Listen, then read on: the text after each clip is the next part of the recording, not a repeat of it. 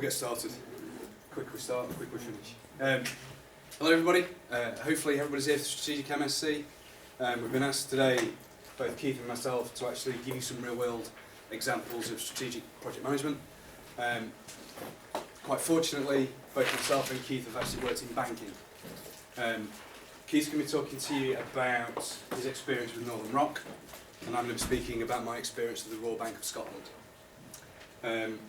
Hopefully we're going to be able to tease some of that and give you some real world context to some of the things that you've been asked to learn and the things that you've already been studying. So with that in mind, I'm going to hand you over to Keith, and I'll come back after Keith's finished. Thank you, Jason. Good afternoon, everyone. As Jason said, for my penance, I worked for Northern Rock. Yes, I was there through the troubled times. You might be pleased to know I'm not going to talk to you today about the troubled times. I'd like to talk to you about some of the more exceptional things that we did before the press hit us in 2007. I'm Keith Davidson. I'm Head of Business Process Design in the Change Management team at the university. I work for Jason. Prior to working for the university, I spent 22 years at Northern Rock. So I do feel like I've probably got a little bit of banking experience that hopefully I can impart to you. In my time in Northern Rock, I was an analyst, a project manager, a program manager, and on the most fateful day, unfortunately, I was one of the assistant directors. I'm not there anymore. So my talk's going to give you, I think, some themes around mergers. I thought, given that the activity you're about to talk about and deal with is a bank merger, have you been given that brief already? So, yes, I'm not letting the cat out of the bag already then. That's good news. Good start. I've picked out some themes from my experience. Yeah, I'll loosely talk to these things. Let me say, I'm quite happy to take questions on the fly. Equally happy if you want to save them up and ask them at the end, after Jason and I spoke.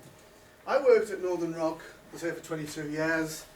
I went through 3 mergers and 1 takeover. We'll talk a little bit more about what the difference in those things might be a little later. The first one I worked on was as an analyst when we merged with the Surrey Building Society.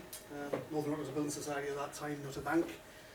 Similarly, I worked as a project manager on a merger with a Lancastrian building society who were domiciled out in the northwest, in the Manchester area. The biggest of the mergers that I worked on was here in the northeast with the north of England, so we're very geographically similar, Newcastle and Sunderland, so black and white, red and white, reared its head once or twice in that particular project. And finally, a takeover of Legal and General Bank, when Legal and General looked to divest itself of its banking operation. So, I've listed there some things, mergers and rationales. Why do banks merge? What's the driver, the business driver for wanting to merge? And then we'll talk about communications, operations, the operational impacts on banks when they merge or take over. Talk about people, and then a summary at the end and some questions. So why merge? There are a number of reasons why banks merge. Most unlikely one is probably at the top, although there are 1 or 2 clear examples of this, is that I would point you to Alliance and Leicester and National and Provincial. Both of those were mergers between banks or building societies who believed that partnership was the best way forward. I didn't work in any of those organisations. From the outside looking in, they had complementary business models, but they were different enough in their product and in their service proposition that it made sense for them to work in partnership. I quite argue that those 2 that I've told you about might be the 2 partnership examples in the banking world. There, other drivers of mergers in the banking world are likely to be market share. The financial industry was deregulated in 1987. Building societies could start acting as banks. There was massive rationalisation of the industry. The players were looking to get big and get big quick because they thought that volume was their protection against market forces and led them to higher profits and throughput. Local and regional banks and building societies, and Northern Rock was very typical of this, were looking to increase their distribution. They wanted to get to sectors of the public that we weren't otherwise domiciled in. So Northern Rock was predominantly 150 branches. Around 120 of them were domiciled in the northeast, and there were satellite offices around the country. So the Surrey merger, for example, gave us presence in the profitable and massive southeast. It gave us distribution. Similarly, the Lancastrian gave us distribution in the northwest, allowed us to sell our services and products to greater proportions of the country as it was at that time. I have to say that both of those mergers really were before the advent and the takeoff of the online and direct marketplace. At that time, we were still looking at traditional banking methods. Customers walked in off the street, sat down, talked to managers, and did their business face to face. Product and service acquisition. Another driver for mergers would be this.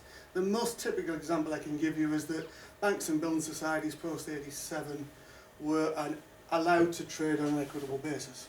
The majority of building societies at that point did not have a current account offering. So they couldn't attract customers in at the bottom end of the market and then cross-sell their products later on, mortgages and savings, as people went through the different stages of their lifestyle. So some mergers and some acquisitions were on the basis that I want to have that capability, and I go buy a company that already has it and merge it into my own.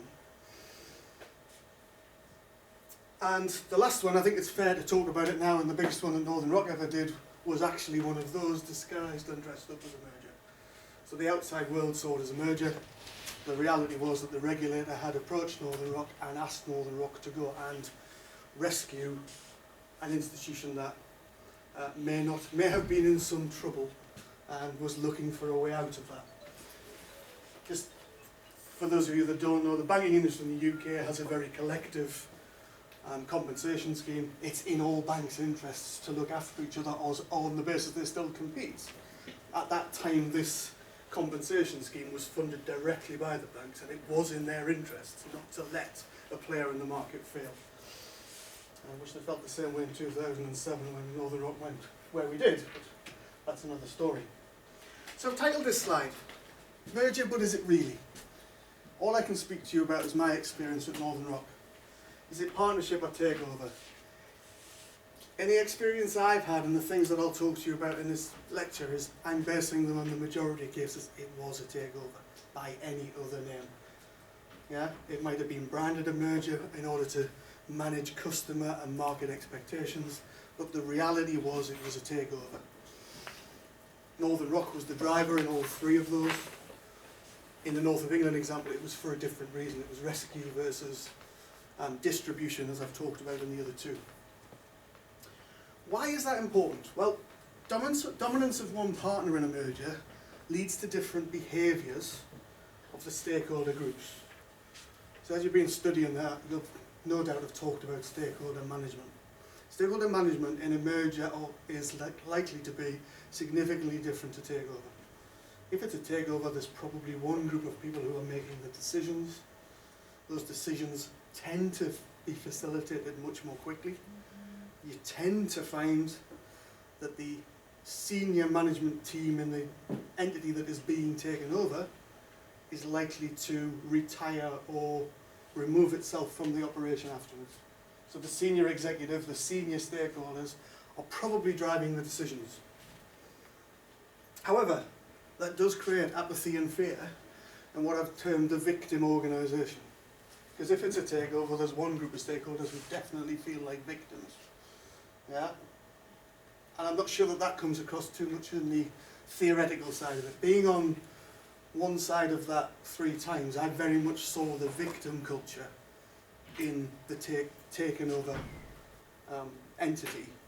And it was something that the organisation, Northern Rock in these terms, had to spend an awful lot of time in managing the expectations of stakeholder groups and people. I think one of the things you'll probably hear Jason and I talk about a lot is people. People, people, people. People affect change. Organisations are simply collections of people who are gathered together to a common end. You achieve change and you achieve success through people. So they're your primary asset. Depending on whether it's merger or takeover, you have all the issues around organisational integration. I've alluded to those in terms of the executive management level, and that's fine. In real world, in banking circles, the senior execs, the boards, they've probably got some kind of payment coming at the end, and they walk away with the golden handcuffs or whatever. That's the real world. That's what happens in these circumstances. What you're left with are the people who do the work, who don't have a job, and the very people that you need to help you transition from where you are to where you want to get to. And managing that group of people, understanding what's driving them, empathy for them, and dealing with their needs and demands is critical if you're going to have a successful merger and transition. That leads to a real culture and a real need to manage emotional uncertainty in the people that you need to affect the change. Conflict in those circumstances is to be considered the norm. You should expect it, you should plan to deal with it, and you certainly shouldn't get emotionally involved in it. You have to stand divorced from it in order to achieve the objective. So that leads us to a strand I'm sure you've been dealing with in terms of communication. And in my experience, certainly through the Northern Rock experience, the communication is broken down into two types. It's internal and external. Dealing with the internal world, it's likely to be a new chapter in everybody's life. Whether you work for the parent or the victim organisation, there's going to be a new chapter in your world. There's uncertainty, there's change, as I've said before, and lots of it. There's likely to be systemic change, there's possibly going to be procedural change.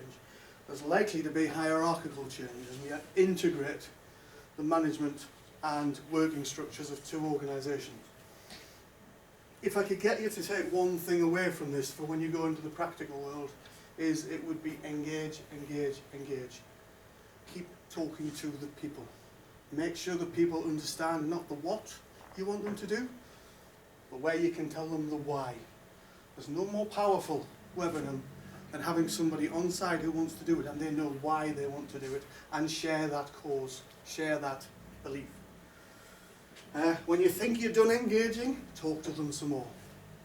You can't talk to the people enough. I said to you earlier on, yeah, it doesn't matter whether you're changing the operation, it doesn't matter whether you're changing the system, you're changing the sign outside the door or the greeting that you make to the customer. That change will be effected through people.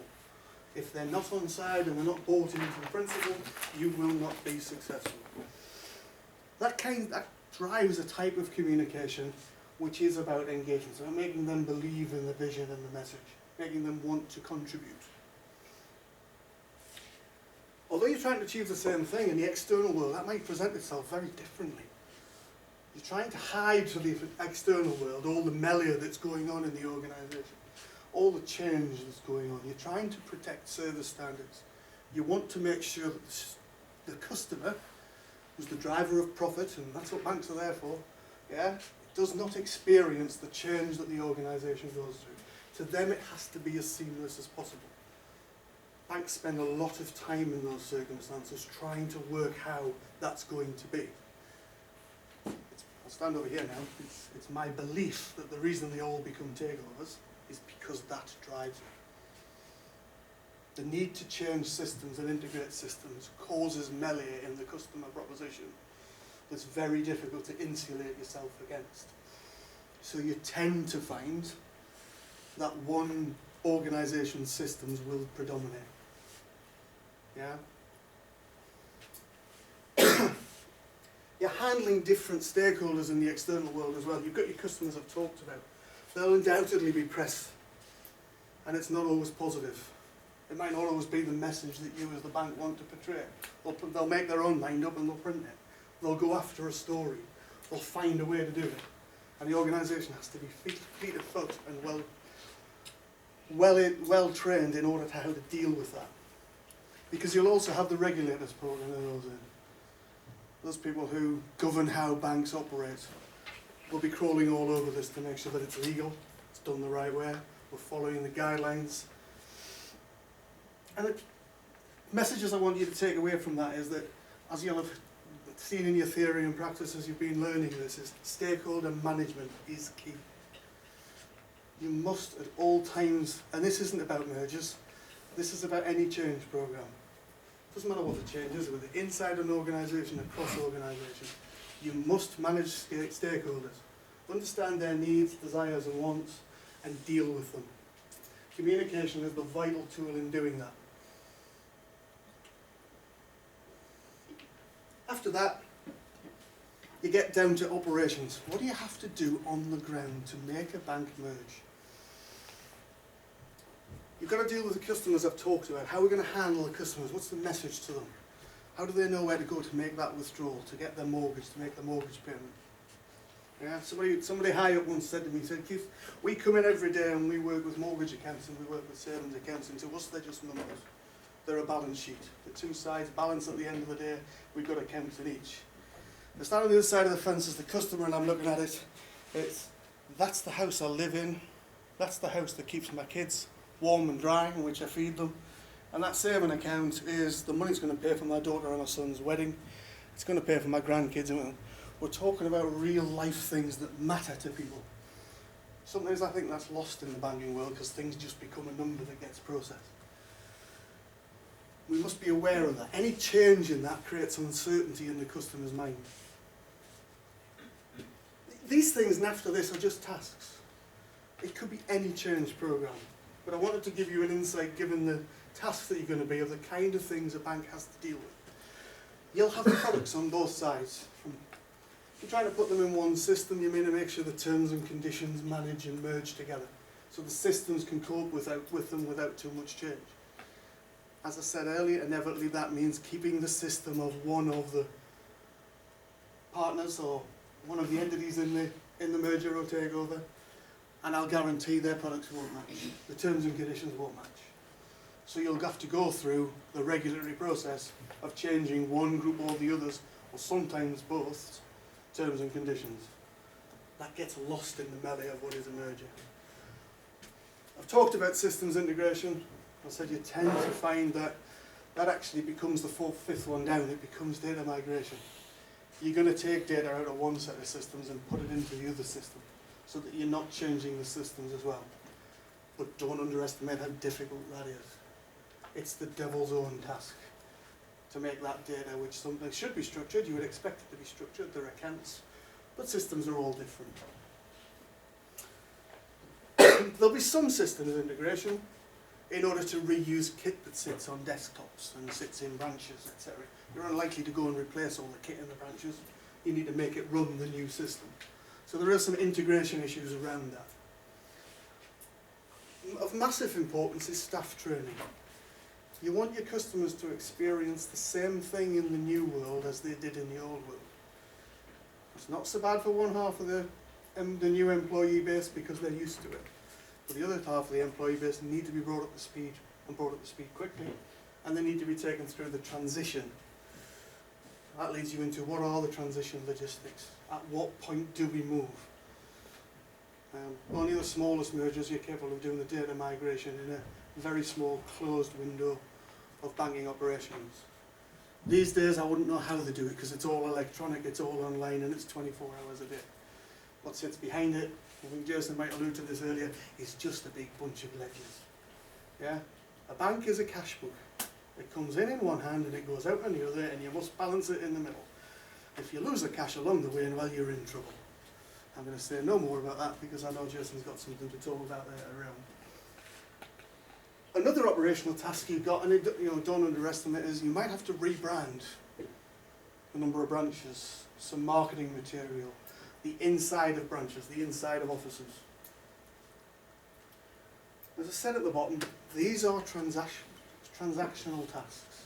It could be any change project. These are just the things that you have to do.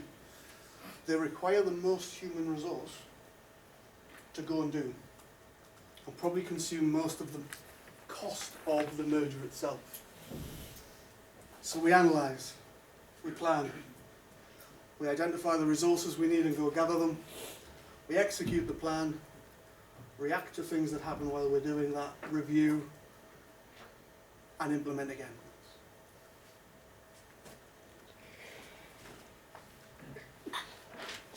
I think I've probably said this, but I've put it in words. People, people, people. Change is affected through the deeds of people. If you want to be successful, you must plan to achieve that through the people. You'll not do it on your own. As a change manager, as a project manager, as a director, as an executive director, as the chief executive of a company, you'll not affect change unless you take the people with you. Engage the people, plan and resource effectively, and your change will succeed. You might have some humps and bumps on the way, but you'll get there in the end. Ignore the people, and all the money and all the planning in the world are not going to keep failure from your door. So it sounds a summary from my bit. I think I'd like to talk to you about definition and control. Yeah, that's defining what the change really is. Merger, well, it's just a change. It's just a change in what happens. Treat it like any other change. Set a vision and a mission for the change. What is it we're trying to achieve? Why is that important? And what's it going to give us? Provide clear goals and objectives. Milestones, events, things that you want to achieve along the way. Plan against them. Understand stakeholders' needs. Understand what drives them. And look to satisfy them where it's relevant to do so. And don't be frightened if it's not. Challenge, challenge, challenge where you don't understand. As a deliverer of change, you have to understand why you're doing it. Even if that challenge question is unpopular and it's going to make you the most popular person in the organisation. Sponsorship of any change is imperative. In my experience, certainly from the banking world, if that's not from the executive down, then you're potentially doomed to failure.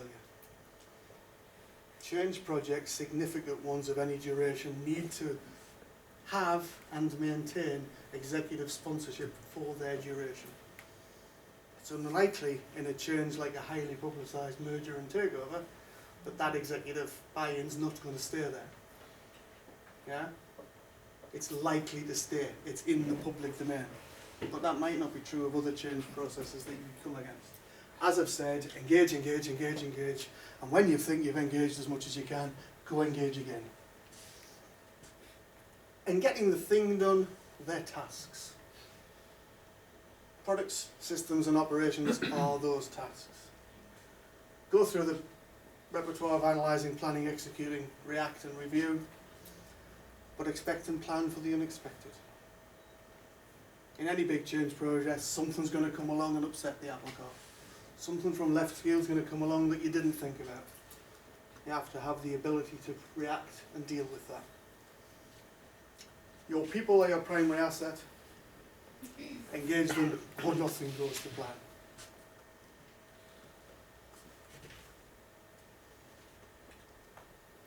That's the end of my slides. I hope that's been informative. I'm happy to take any questions now, or can hand over to Jason and you can have a front on both of us at the end. Has that been useful? Yeah. Yeah? Right. I'll hand over to Jason and we're going to have maybe a chat at the end of it. Thank you.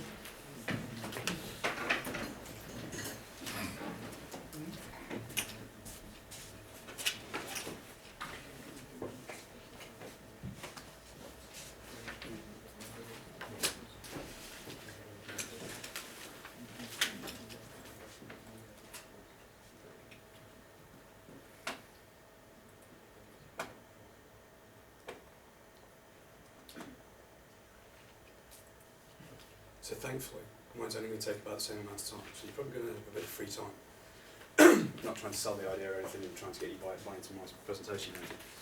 I'm going to talk about my experience at Royal Bank of Scotland. I've titled it How to Achieve Success. And it's about you as in the role of being a project manager on a strategic project for an organisation. And I'm going to try and bring it back down to some examples of the situation, the context, the politics, and the landscape in which you actually land yourselves in, and some of the things and the behaviours and the attitudes that you've actually got to try and exhibit and understand. So, I'm going to start off with actually another question. How many people here have actually had a bank account with Royal Bank of Scotland or NatWest? Probably just the one of you. Great. Probably not going to feel that much then. But, can you remember that? Right, I'm going to talk about the programme that created that. This is I'm using this as an example because this provides two examples of some of the external environment that you actually have to understand within strategic project management. One is the media, and one is a customer set. Royal Bank of Scotland successfully really made the customers unhappy because it couldn't operate and doing the basic thing, which was kind of get my money out of a bank, which means that loads of people don't put money in banks and keep it all in the house underneath the mattress. The second one is the media jumped on this in a really big way in the UK, and quite a lot happened around all of this. So, on to why that happened in the first instance. So my presentation, I'm just going to use this as a kind of overview. We'll talk about some leadership, where I'm going to start to draw your attention to some of the internal forces that actually play within program management. Change management, because that's what project management actually really is. Some of the scale issues that we actually get with one of the big five globally, and what that actually really means in terms of impact, some lessons and some issues. So, if you didn't know, Royal Bank of Scotland is actually quite a big bank. It's one of the top 5 globally. It does quite a number of things. Interesting that I didn't actually know is it actually does a lot of other banking for other banks, including wholesale banking like Tesco and a few others. And it also does their insurance products. It also has its own private banking, and that's the posh banks where you actually get an individual to come and talk to you as opposed to a nameless organisation. And some investment banking, which is stocks and shares. I'm going to talk about ABN AMRO, and I'll come back to that in a little bit when we talk about some of the problems that went off. In terms of the resources of the bank, there are around about 118,000 employees and 100,000 desktops worldwide. There's lots of servers, and I mean a lot of servers. And when we're talking about a chart of accounts, we're talking about 65 million customer accounts that we actually have to balance, not only overnight, but during the day. And it's called inter-trade banking. It creates a lot of pressure in terms of when you're trying to implement change, balancing the chart of accounts, because that's the core thing the bank does. In terms of your internal forces, that's the number one priority. Anything that you actually want to do within banking affects that chart of accounts. The takeaway from this, and I've put this on the right hand side because it all sounds posh and big. It's not. A bank, regardless of its size, is basically, as Keith talked about, 2 books. Income, outgoings, balance. And it's called the chart of accounts.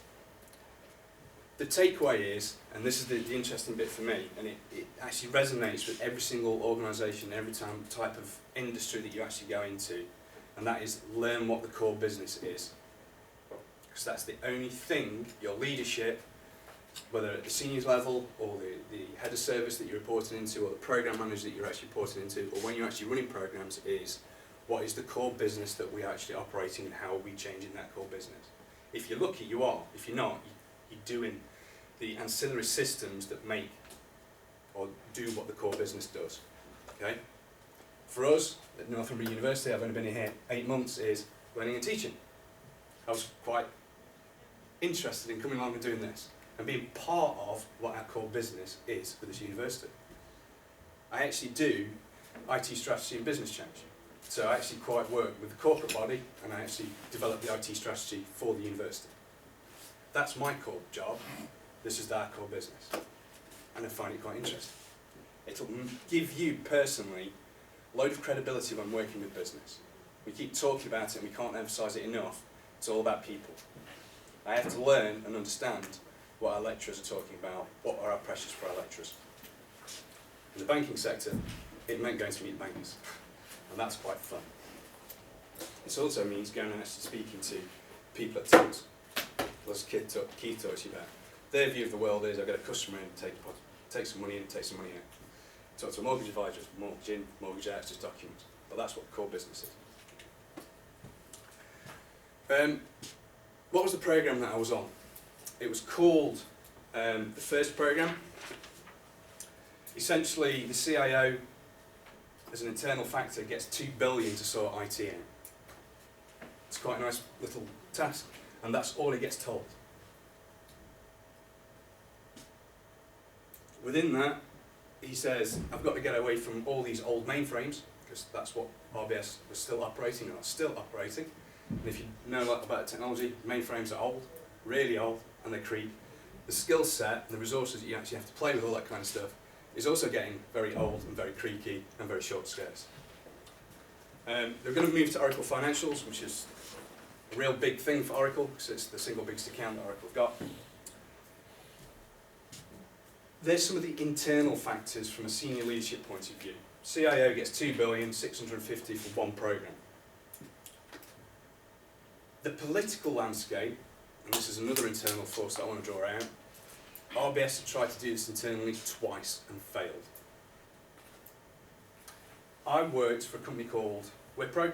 We were brought in as enterprise architects to help structure the program in a different way and to help provide strategic leadership and program management to RBS's internal IT systems and people. When we actually got in there after won the bid, what we actually found out was they'd also got a major cost reduction program by offshoring to India. So all the people that we were actually going to be interacting with on a day-to-day level to try and deliver a core banking system change were all worried about their own jobs, because it was all going to get outsourced, offshored to India. And as you'd imagine, a 5-year program, we actually ended up with some of the Indian technologists actually coming over as the consultancy Infosys to actually work with us on the program, which created another type of culture, which was, here's the new guys, here's the consultancy help to bring along, and we weren't allowed to talk to the internal staff, which was fun. When we talk about the number of people, also think about the number of organisations that you've actually got working with you in the context in which you're going to be working with them. When we first got there, within the first month, we also found out that from a structure and a resource point of view, there was an internal war going off between two sides of IT, one called Global Infrastructure Services and one called Global Development Services. The development services were the ones that were going over to India. When we walked in, the CIO basically laid waste to his entire senior management team. That was the culture. They were in one day, they were out the next. GIS won. Essentially, thankfully, we were reporting into GIS, so we were kind of okay. The other thing to note is, in terms of when you look at your own structures and your own resources that you've actually got to play with, one of the big things you've got to understand is the skill matrix of the people that you've actually got to work with. Most often, when you're actually talking about strategic program management, you're actually bringing external resource in because the skills that don't exist within the resources that you've got. None of the RBS internal staff had ever worked with that kind of technology before, hence the reason why it kept failing. They just didn't know how to structure it, they didn't know how to plan for it, they didn't know what the impact would be of making the change. Similarly, I've talked about the offshoring, and I'm going to keep coming back to that because that was the strategic change that the organisation wanted to do. Whether we felt it was the right thing to do or the wrong thing to do, it wasn't for us to make that decision. We were told categorically to support the change where possible, regardless of whether it was the right thing to do. So we were asked specifically to provide leadership and coaching to architects, program managers and project managers, not only from going from mainframes to Oracle, but from insourcing to outsourcing. The things I've put on the right hand side is the leadership are used to throwing money at problems. The problem in an IT, just throw some money at it. Throwing money at it seemed to work. It works quite a lot for a lot of big banks, just throw money at it. Whether I need some new processes, some new technology, regardless, throw money at it, it'll make it go away. The interesting bit for me is, actually, RBS posted its first multi-billion-pound loss. They started to learn that throwing money didn't work. I talked about ABN AMRO. They were an investment bank from Belgium, which RBS took over. It called it merger, it wasn't, as Keith was talking about, it was a takeover. Interestingly, ABN AMRO actually falsified their accounts and there was a big back mortgage hole that you all remember from the banking crisis. This is part of one of the pillars that broke. This is why it started to happen.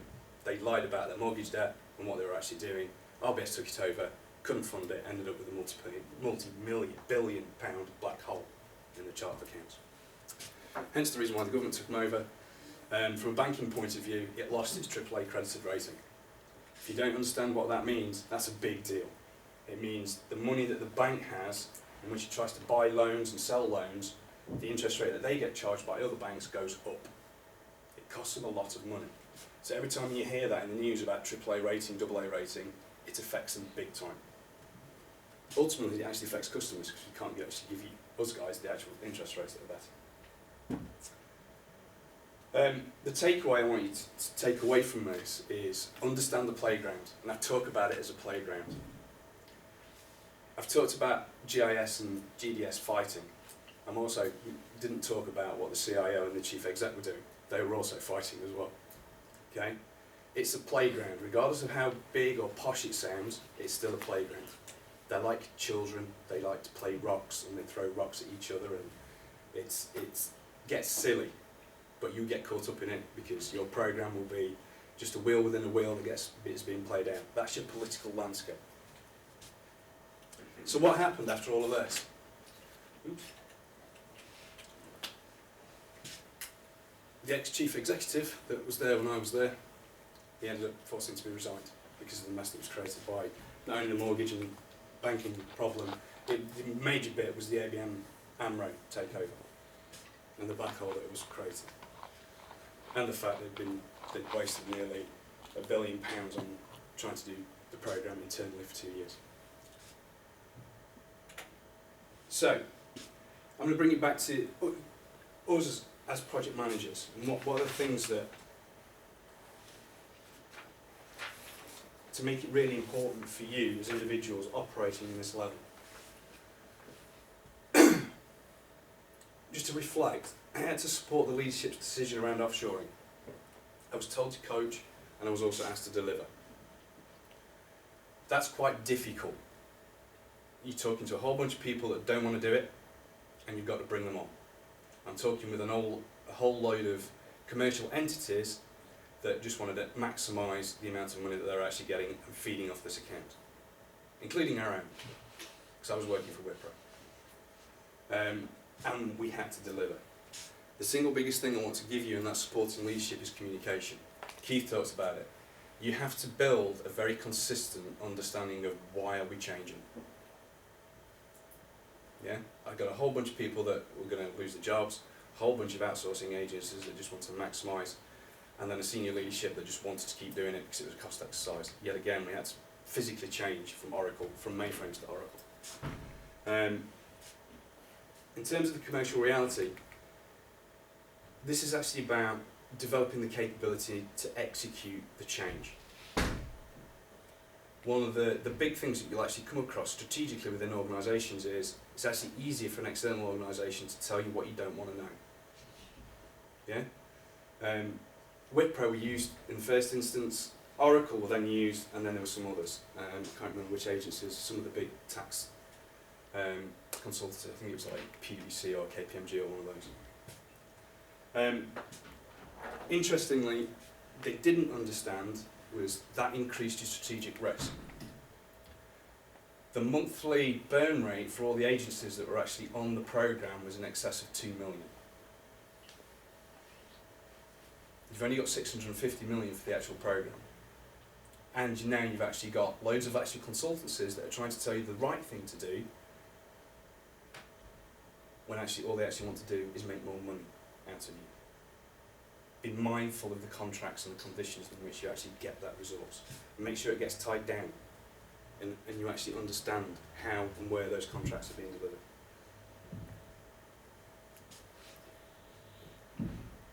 In terms of change, coaching, culture and people, I've talked about the offshoring risk and the fact that people are actually going to be made redundant.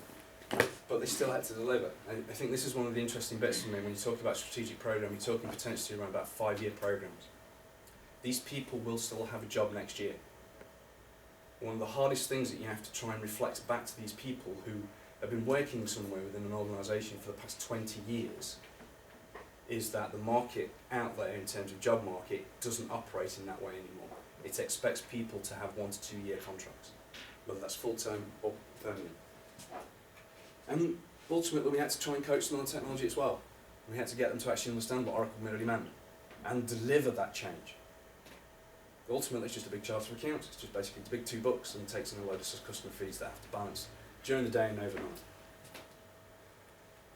All of that means for you as an individual when you're starting to operate in this, make sure you understand the mandate in which you've actually got to operate in. It's the single biggest thing, regardless of how big or how small your program is, or the project that you're actually working on. Be absolutely crystal clear with whoever's your executive what your mandate is you've got to operate. Because when you go into the bear pit, everybody's going to criticise you, everybody's going to start slinging mud, some of them throw very big rocks. As long as your own executive knows that, what your mandate is and you're operating within that mandate, you should be fine. Be clear and communicate. Communicate with the people that you're actually trying to help along that change, trying to get them to actually understand the why they need to change. Also, just giving them that personal touch. Yeah? You're an old mainframe programmer that doesn't know how to do normal stuff. You're working on old technology. You know you're going to be without a job. Here's a program that's not only going to deliver change for the bank, but also going to deliver change for you. It's going to make your skills and your job marketability greater.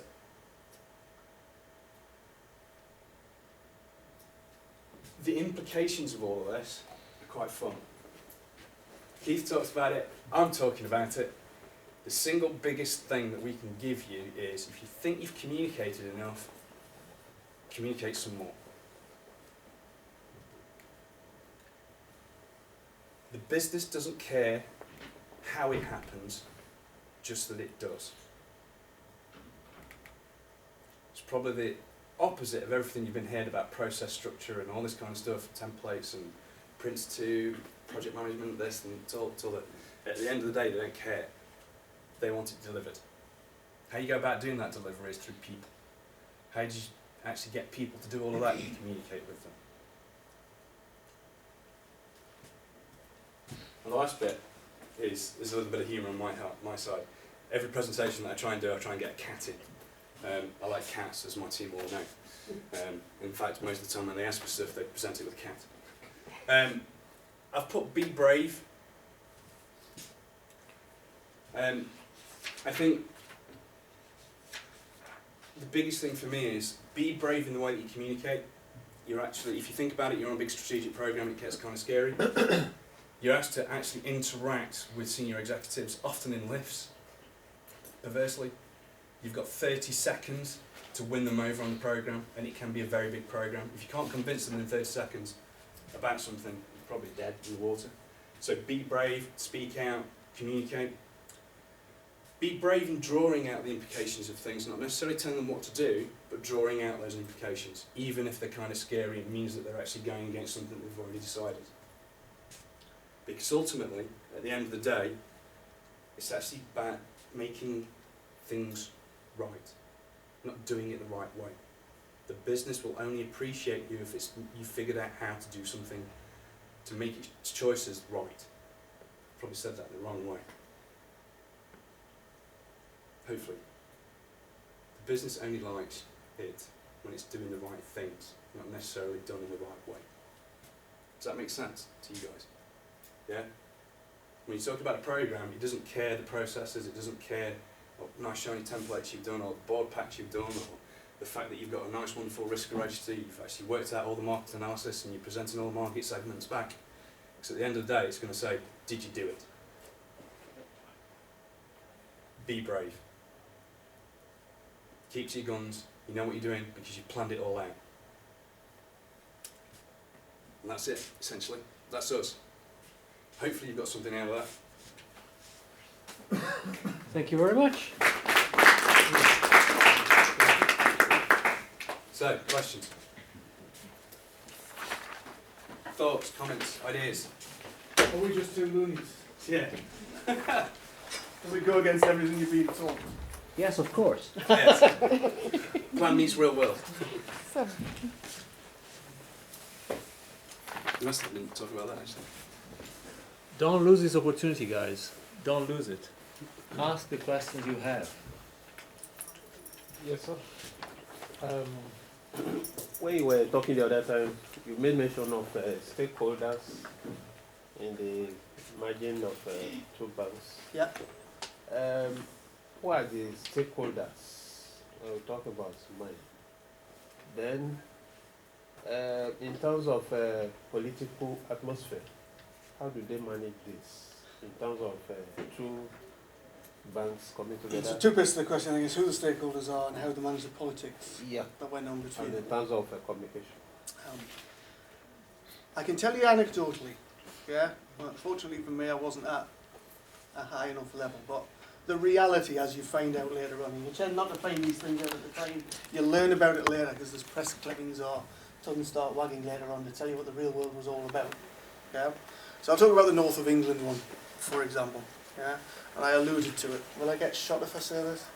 Well, I think I'm past the 7-year rule on this, so I think we're okay. The reality of the North of England Northern Rock merger was that it was a takeover inspired by the Building Societies Commission. So the Building Societies Commission came and knocked on Northern Rock's door and said, somebody in your heartland's in trouble, we think they're going to go under, we need you to take them over, but we can't have it as a takeover, it needs to be a merger. Yeah? So there's a regulatory political issue. The regulator's not happy, wants some action taken to stabilise the market, doesn't want to destabilise the market. Put that into the community context, you've got Newcastle versus Sunderland. Because one's domiciled in Sunderland and one's domiciled in Newcastle. And you've got all of that issue. One employs a whole load of people in Sunderland, one employs a whole lot of people in Newcastle. Yeah? Newcastle isn't coming in and taking over Sunderland.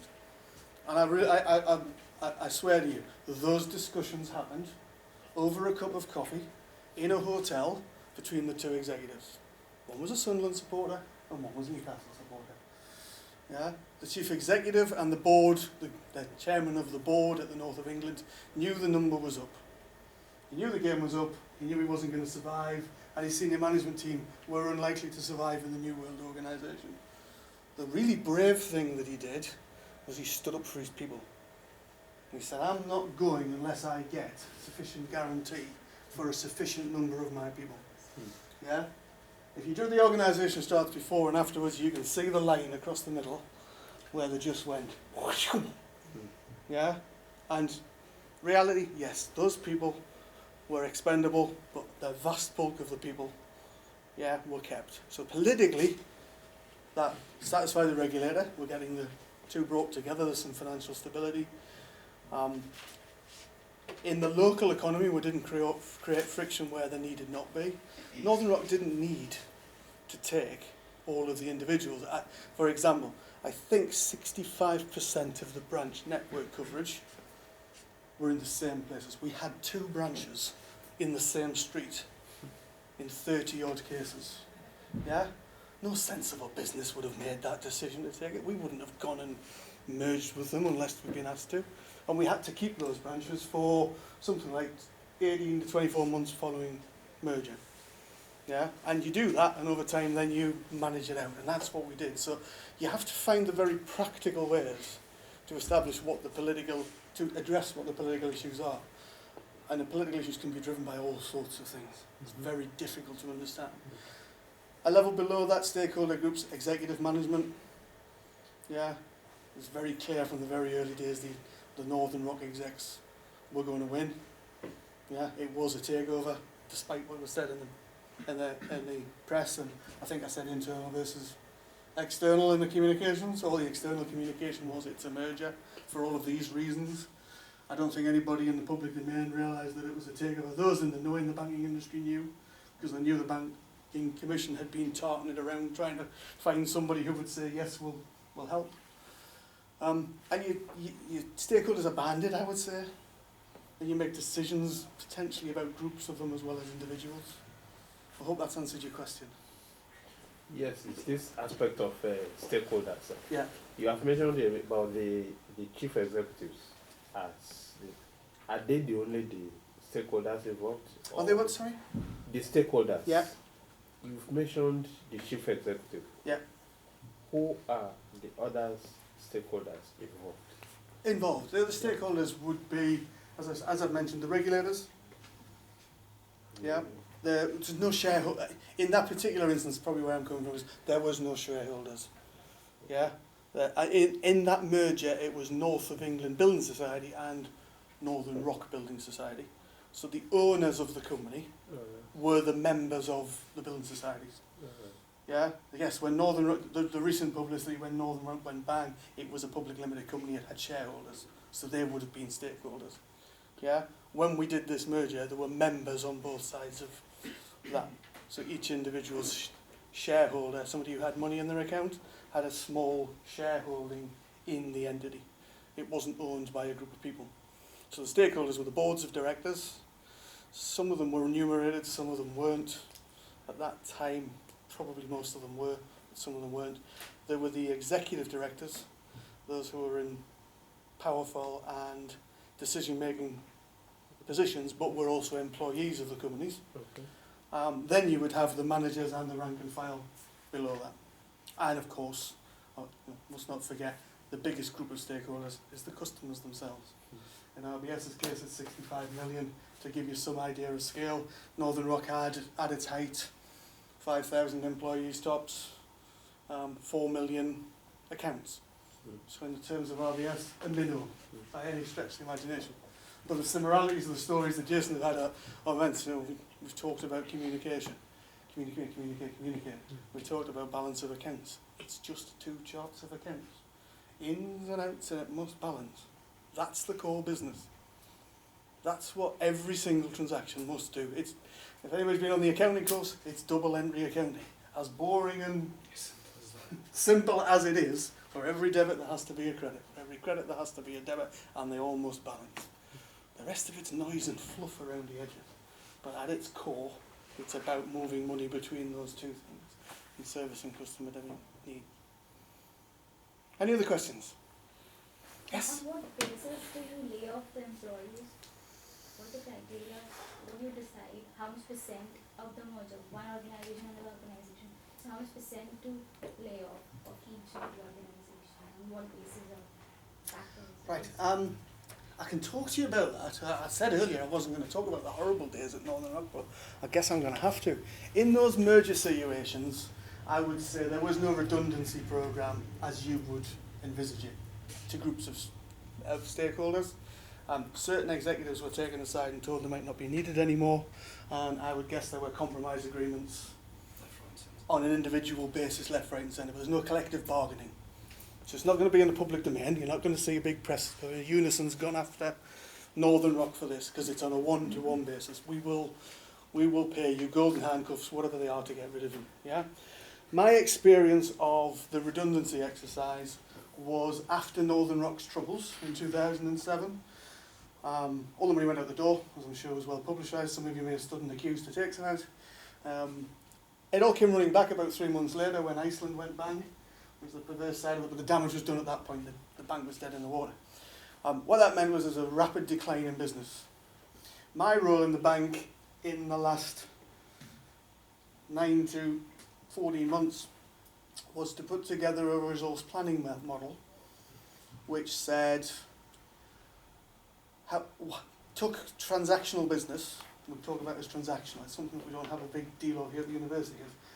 Look at deposits, look at credits, look at the various channels by the various products. How many are we going to have? How many transactions we're going to need to process? Work out a model that says, well, I need this many bums on seats.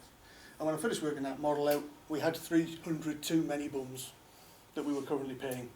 So we're just paying for stuff we didn't need. So the answer to this is we do it very, very methodically. Yeah, very, very analytically. Jason might like this because the mandate for my analysts in my team is you let the numbers do the talking.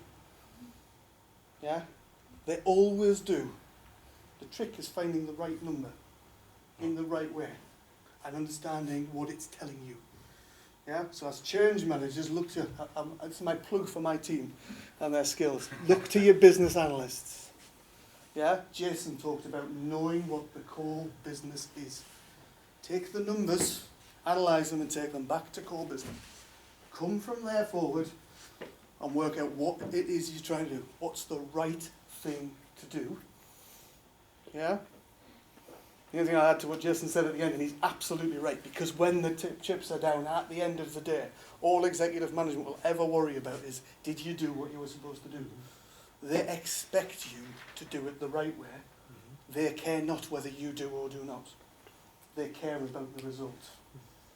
Yeah? As professionals in the change world, you'll want to make sure you're doing it the right way, but it's not the most important piece. Does that make sense? Yeah, I just want to go back and answer it in a slightly different way, in a slightly different example. I used to work for local authority.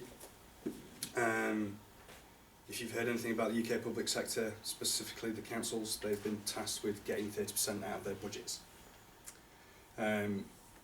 2005, we were told it was 30%, and it had to be done within the space of 2 years. I'd like to say that was a whole process like Keith talking about in terms of what that meant. What we did was we actually took the entire number, took 30% out and said this is how many we need. The challenge was we then had to go and do the analytical process to prove that that's what happened, what we needed. So we engaged PwC. I don't know whether you've heard about operating models yet, target operating models, and we tasked them with building the business case to take 30% out, but we knew how many and how much that was. So find what it is, the metric is, do the mental math, cut it, and then get somebody to prove it. I've been in 3 organisations now where that's just been done from a management accounting position, and some of it's been really nice, some of it's not been really nice. Some do it via operating models, some just go, you're just not getting that amount of money in your budget next year. So it can be as brutal as that. If you've got a savings target, be mindful of the fact the executive just want it implemented. I'd like to say it's all nice and neat and fluffy, but every single example I've got, it hasn't been. You'll find the metric that's driving it somewhere along the line. Something will drive out, whether it's you've lost this many customers, which means you haven't got this much money in the bank account, you've got too many shops, you've got too many banks, you've got too many ATMs, you've got too many service engineers. There'll be some metric that starts to tell you that you're overpriced or over-resourced. And unfortunately, I'd like to say it's all nice and woolly and fluffy, and it's not. Somewhere along the lines, your chief financial officer or a very clever management accountant will just go, that's what it means. Fortunately, we have regulation in this country that says you can't just do that. Okay, so as a strategic project manager, your HR people are your best people to know in these kind of scenarios, because they will help the executive understand they can't just go and chop people. There's a process to follow, which is a nice way of saying know your HR colleagues and trust them very well when you're talking about FTEs. Any more questions? Yeah, it kind of follows on from Rowan's question, really. Do you think, in both of your experiences in a takeover or merger or acquisition or whatever, you lose some of your best staff from the target firm purely because they are part of the target firm? So if you had 2 exactly equal positions, the acquiring firm employee will get preference. I think ultimately the executive already know who the star players are and the pet players are, and trust me, the executives have pets. You'll normally find that in any kind of strategic change like a merger or acquisition, they're already out of the discussion. It's as simple as that. You will find that the right people doing the right job and the pet people doing the pet job are already out of the discussion. What everybody else is fighting about is what's left. It's a very it's not a nice way to talk about it, but that's what happens in organisations. People, the games that people play and then talk about it, they know this years in advance. 1 to 2 years. It's been talked about from regulators. You talked about that the regulator was trying to pitch around, buy this bank. And my experience is, especially from local authorities, it was used, the politicians were talking about the cut 3 years in advance before it physically was made into policy. People have got time to restructure and reorganise, and that's what happens. So your star players will get organised out. I'd like to say that it wasn't that way, but it is. The politics get played out over a number of years. I can give you an even better example in one of those mergers. I'm going to name the companies for fear of this video ever getting out anywhere, but there's certainly one executive of the target or victim organisation, if you like, that had previously worked for the bigger organisation and in a training and development capacity. And as a training and development manager in that team, some years earlier had told the now incumbent chief executive of the big company that he would never be any more than the T-boy. Now, the gentleman concerned who was probably very, very good at learning and development, but frankly he had no hope in hell of ever landing in the new world arena. So Jason's point is quite right. Yeah, those decisions are made. I think the answer to your question is undoubtedly yes. Yeah, I can talk very clearly about the Northern Rock shrinkage, the thing I talked about getting rid of the 300 people. I'm not there anymore. I'd like to think I was one of their better people, so the answer's got to be yes. I know the reality of that was that yes, that organisation before it merged into Virgin Money had lost its capability of delivering change and the business throughput that it had before. But that was by design. The government decided that whoever had been in that bank and had been there while it had its problems must have been tendered and therefore couldn't be there when it was sold to Virgin Money. Yeah? That's nothing really to do about the capability of the individuals or whatever. It's a bigger decision about bigger factors. Political, financial, whatever they be.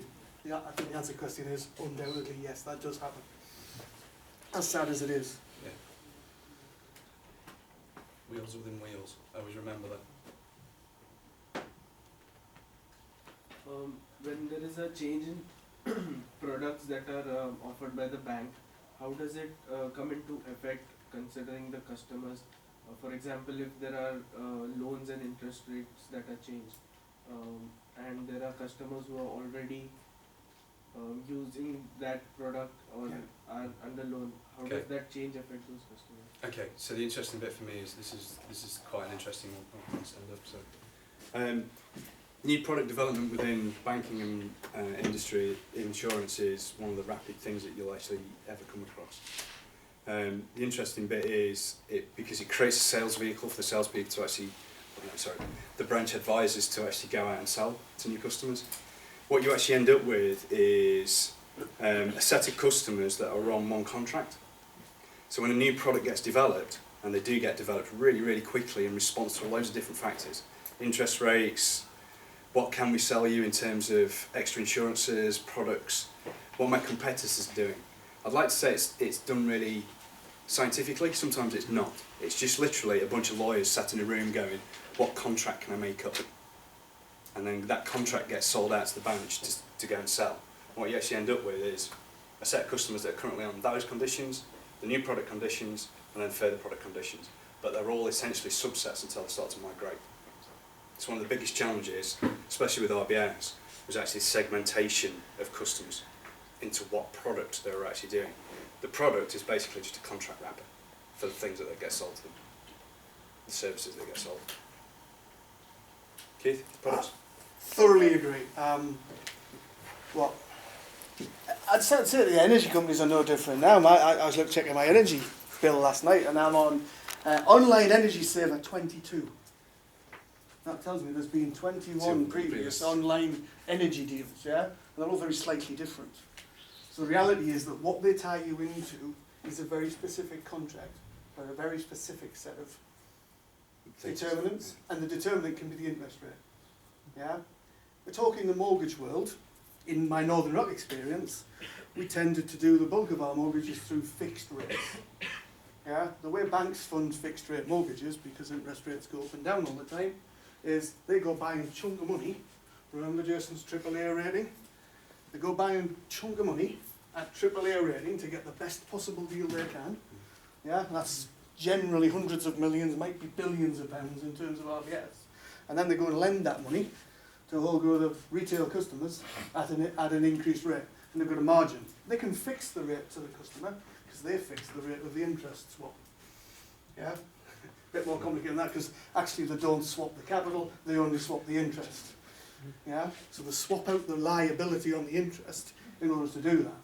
The reason that's important is when that tranche of money has been used up, I'm going to go buy another one and layer it on the top, and it's not going to be at the same price. So the term and condition of the next mortgage product you buy has to be somewhat different, so I can match those mortgage products with that batch of funding. Yeah? I use that in a different way. Is this whiteboard okay? Is that... No. No? Right. If I'm a bank and I'm lending you money, and you're paying me 5% interest, yeah, how as the same bank can I give you a savings account and give you 7% interest? There's a 2% reverse margin there. I'm losing money. I'm getting 5% from that one, I'm giving you 7% for that. What banks did for years, and it's changing, is they played the back book. Yeah? So your front end pricing is very attractive. Yeah? But only about 5% of your business is wrapped up in your front book at any point in time. And the real clever, tricky bit is the balance that says 95% of the book's at the back of, yeah? And I'm charging you 9% for that. So I've got a 2% margin on 95% of the book and a negative 2% margin on a tiny little bit of the book. And those are the games they play. That's why the products are all in different tranches. Yeah? They try and think up new names for them rather than just add a number on the end. But I think they've run out of names in some instances because we're up to 22s and 23s.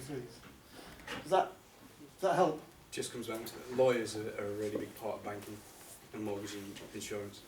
It's contract lawyers. Yeah. Figuring out. I'd like to say it's all through market innovation and what the customer wants. It's not. It's a bunch of lawyers sat in a room going, I want to get another 7% out of this. How do I wrap it up? How do I sell it? And then the nice wonderful words come in like advantage lending and ultimate reward cards and all that kind of stuff. Mortgage cashback. Yeah. Gimmicks to throw around it. There's basically 3 types of mortgage. A variable rate, a fixed rate, and a tracker rate that tracks a Bank of England rate. That's it. That's it. Everything else is smoke and mirrors to make the product look different, to attract you to buy it, and to segment it so that we can fund it in a way that makes money for the bank. Because at the end of the day, that's what they're there for. Goes back to your chart of accounts.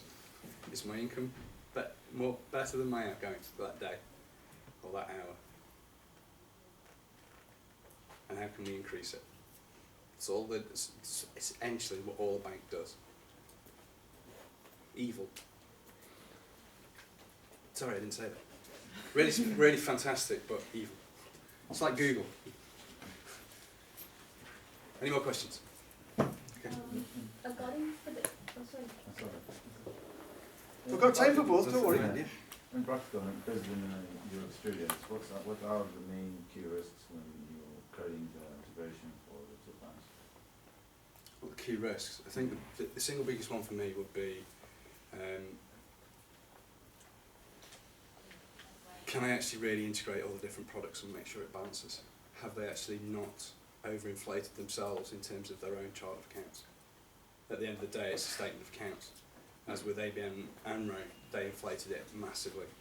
I think the single biggest risk is due diligence when you're doing a merger. And if you think you've done enough due diligence, you probably haven't. RBS took around about 9 months of some really complex fraud and forensic accounting on ABN AMRO's books, and they still didn't realise there's £1 billion hole in the accounts. When you're doing a merger due diligence, and do it deep, really deep. Go through everything. Don't trust the management when you're doing a merger.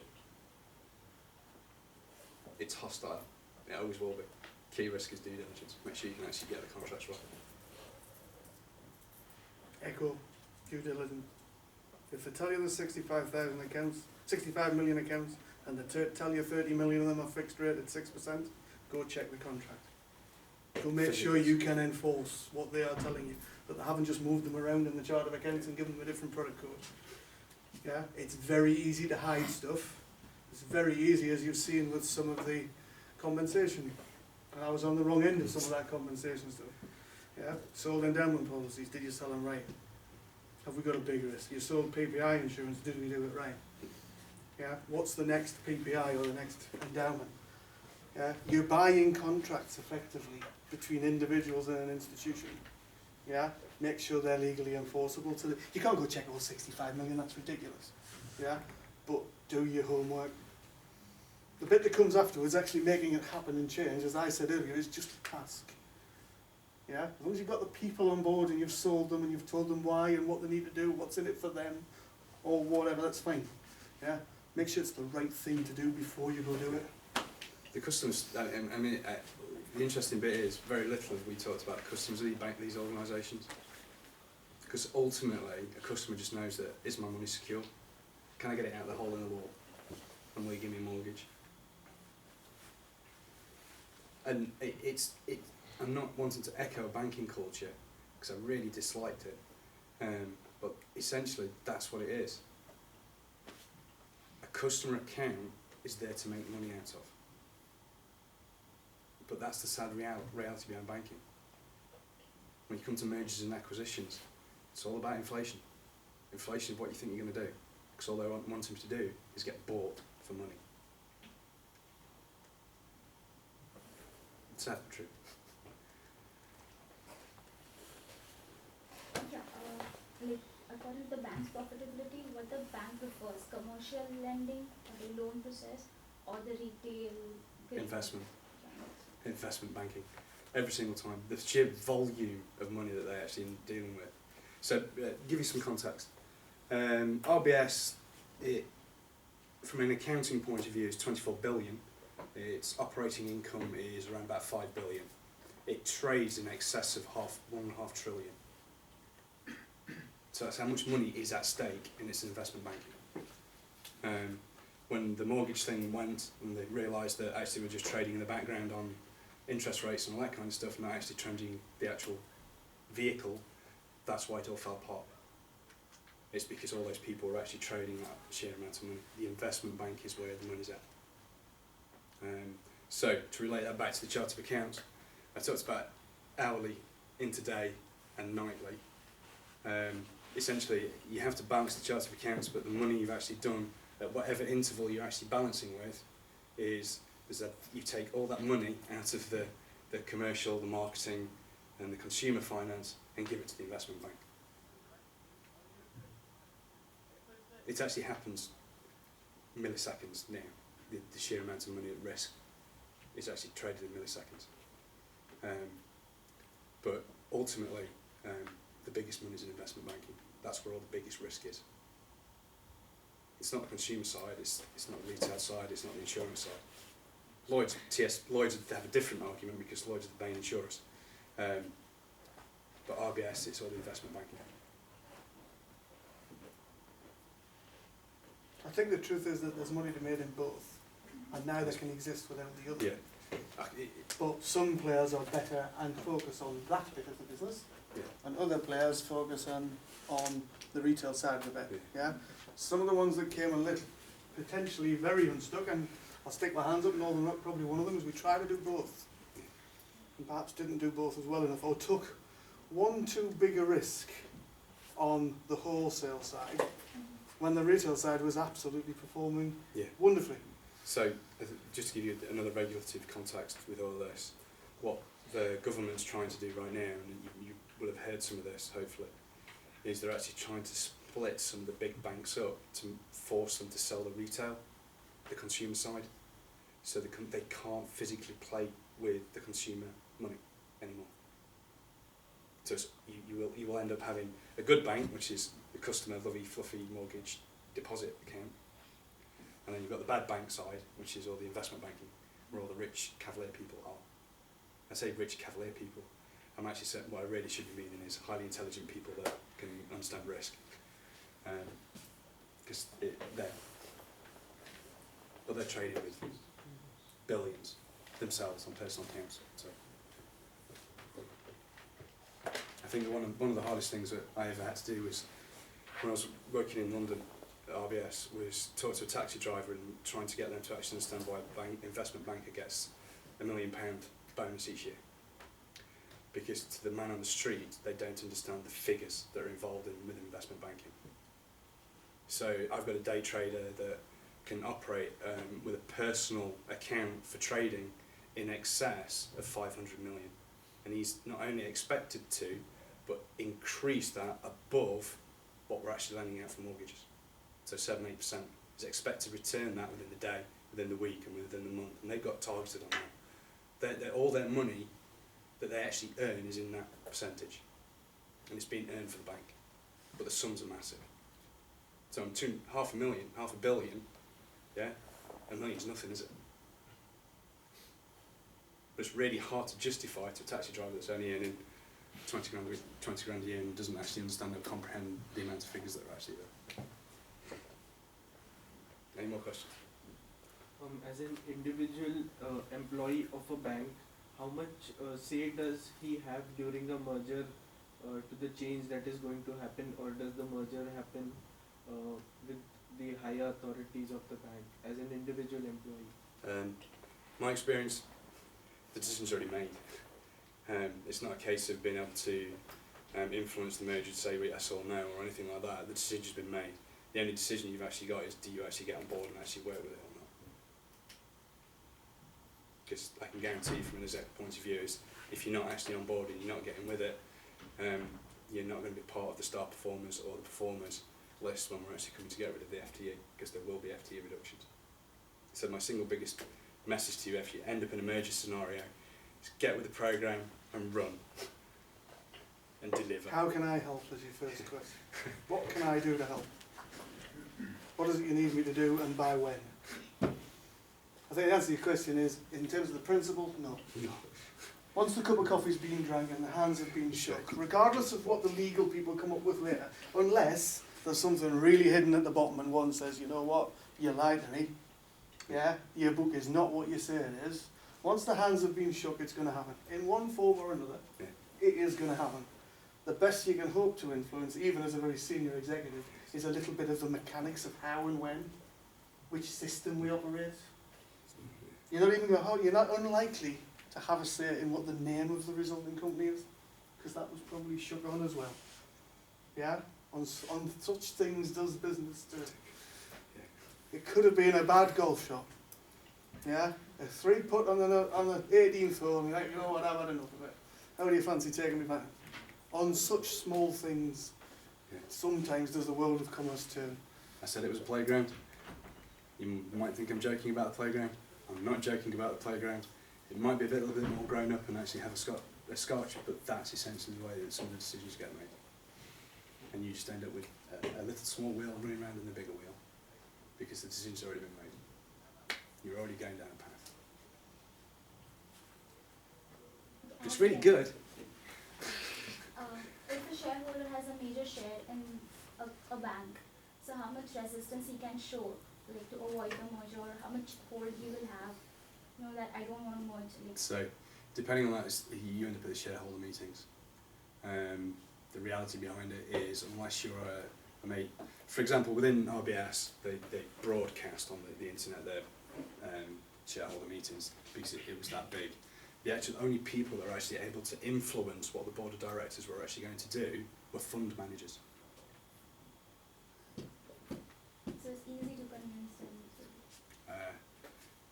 them. The problem you've got with it is the fund managers typically will want the merger because they see the increase in their funds.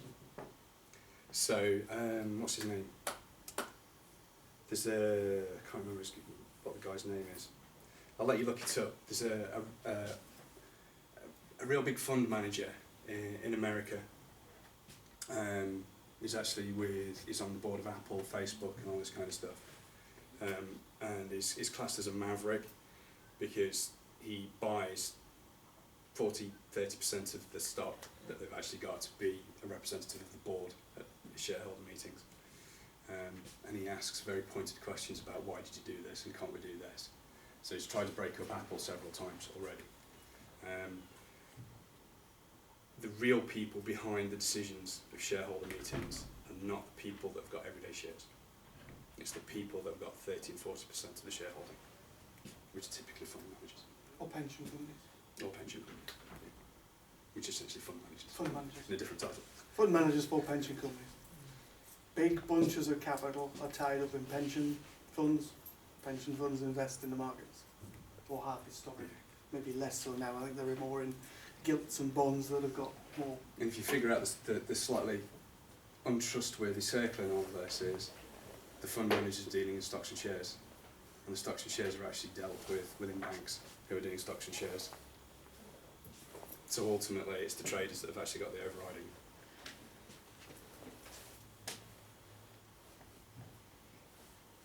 It's an So in unfortunate short, thing. if they have a 30 to 40% of share in the bank, then they have a vote. They've got a vote. They've got a real big voice.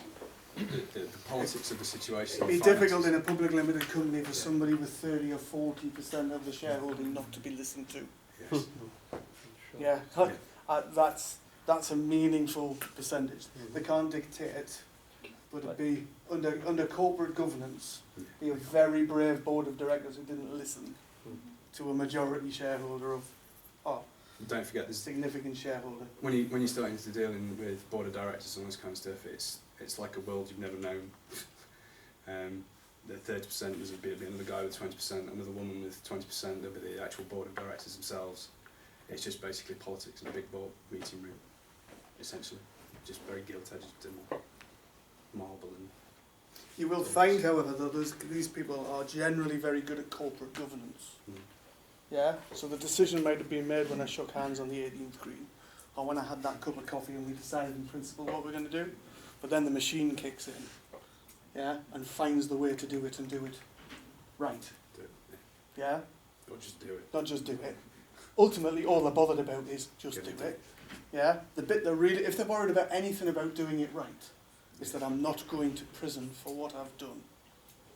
Yeah, not too worried if there's anybody losing out financially or whatever else, but as a director of a limited company, I'm not going to prison for what I have done. So they'll make sure that bit of it is done absolutely perfect.